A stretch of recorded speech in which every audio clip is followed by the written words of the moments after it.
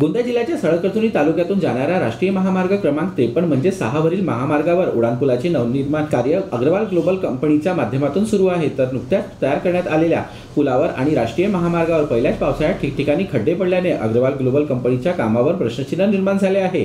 राष्ट्रीय महामार्ग क्रमांक 53 म्हणजे 6 हा नागपूर ते कोलकाता असा राष्ट्रीय महामार्ग असून या मार्गावर 3 ते 4 ठिकाणी उड्डाणपुलाचे नवनिर्माण कार्य गेले 3 वर्षापासून सुरू आहे। प्राथमिक माहितीनुसार अंदाजे 500 रुपये कोटी खर्चून या रस्त्यावर उड्डाणपुलाचे तसेच काही भागातील रस्त्यांचे बांधकाम सुरू आहे। हे दृश्य सळकर्जुनी तालुक्यातील ग्राम डुग्गीपाड ते नयनपूर या परिसरातील आहे। हा मार्ग नुकताच काही महिन्यापूर्वी तयार करण्यात आला होता। यापूर्वी सदर मार्ग हा पूर्णतः खराब होता। या मार्गाची दुरुस्ती करून पुनर्निर्माण करण्यात आले। मात्र रस्त्याचे नुकतेच नवनिर्माण झाले असले तरी पावसाळा सुरू होताच अग्रवाल कंपनीने केलेले काम किती निकृष्ट दर्जाचे आहे याचे प्रत्यक्ष उदाहरण पाहावयास मिळत आहे।